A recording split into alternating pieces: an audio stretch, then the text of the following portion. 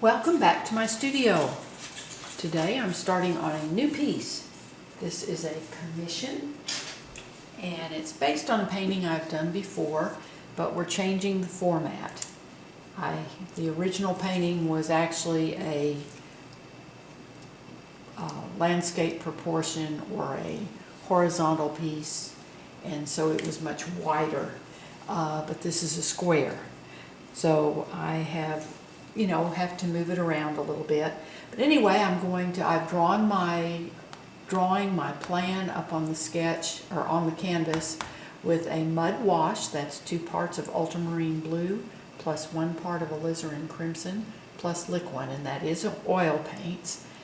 And I just do that because I want to get my basic plan, my road map up there, and establish some of the values. And I label my flowers, and just kind of so I don't forget what I'm supposed to be doing here. Once I get to painting, a lot of times I just kind of get to painting and all of a sudden I end up with pansies instead of sunflowers where I'm supposed to have sunflowers. So anyway, we start with the sky. The sunlight is coming in from the right of the painting.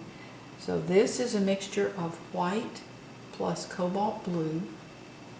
And my sketch is, well, I've done a little bit. I've done the tree trunks and stuff in this section, but the rest of the building and all I was done in my previous session. So most of that is dry. I kind of have to carefully work around this little branch coming down here.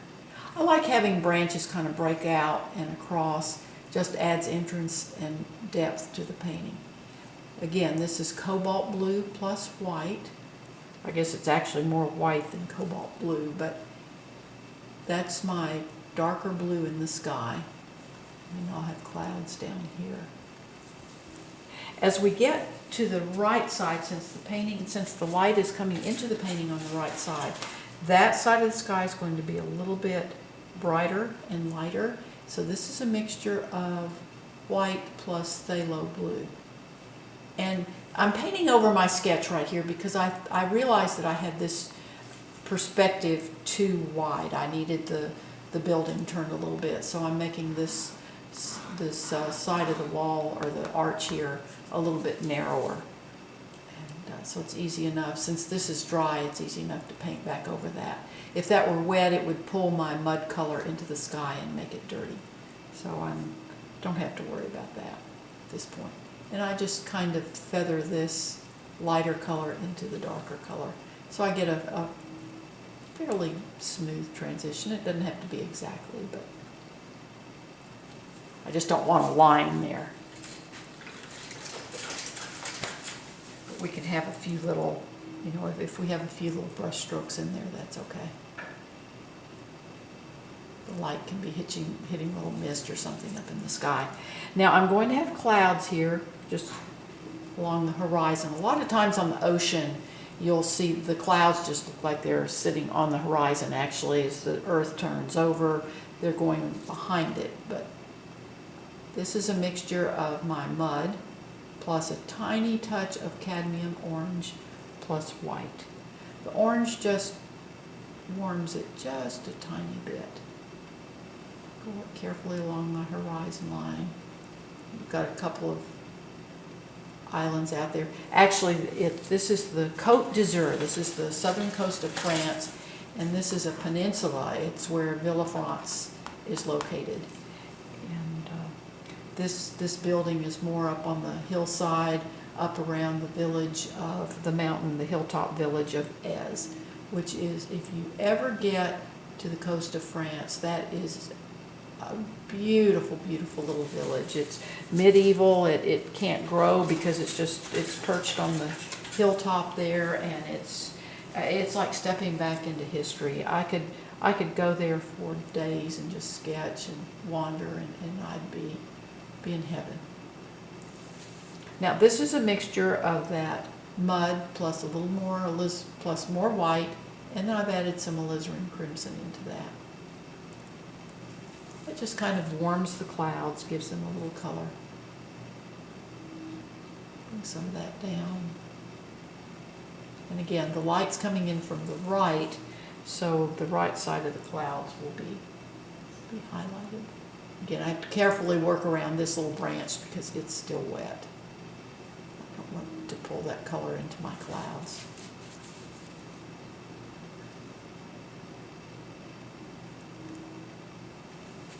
Now I'm going to bring a little bit of my blue into the clouds just to kind of give a little sky holes in those clouds.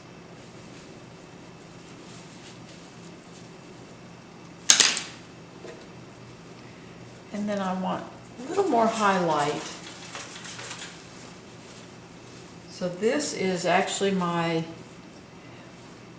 mud plus alizarin crimson plus white plus now this has more white and cadmium orange in it. And this just gives me a little real sunlit highlights on those clouds. I don't like this little, I want that to be a little darker. I just want the tops of the clouds to be lit by the sun, the top right part of the clouds. I just gently, softly lay the paint on there.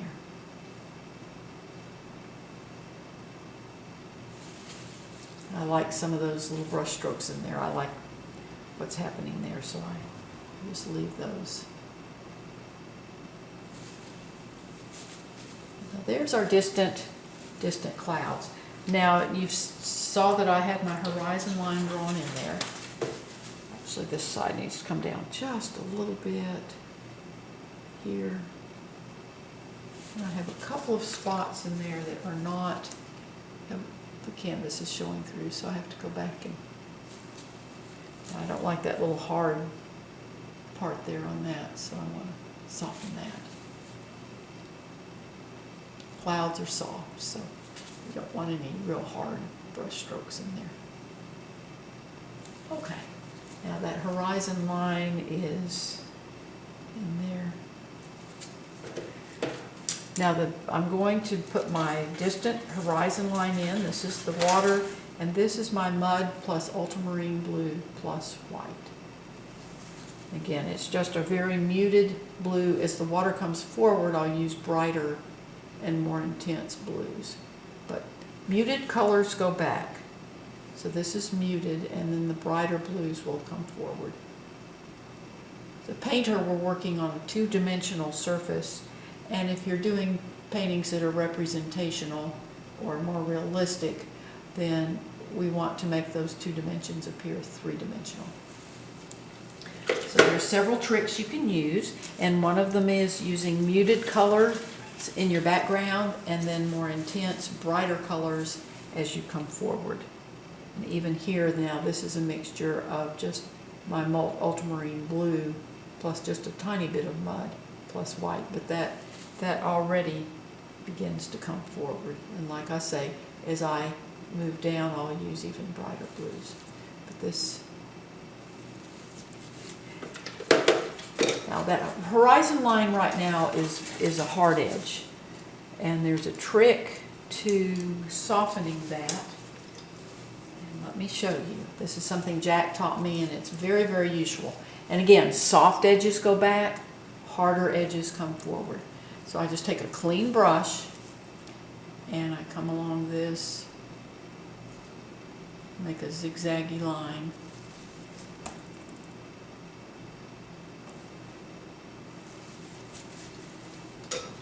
And another clean brush that's a little bit wider.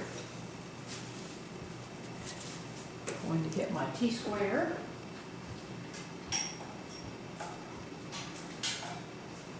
And I have to be careful holding this because I don't want it to touch the paint. But I can take my brush, clean brush, and we go along this edge. And see how that softens that edge? I've got to come back. Sometimes it's not totally perfect. You kind of have to come back in and make a few little covering and whatever. Now I don't want that. That makes a line into the paint, so you have to come back and kind of soften that line into your other colors. But there you go. That's how you soften that edge of the horizon line.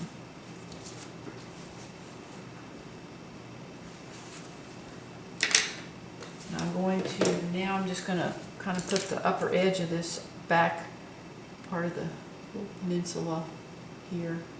And the sun's hitting on the right side of that, so that's going to be lighter.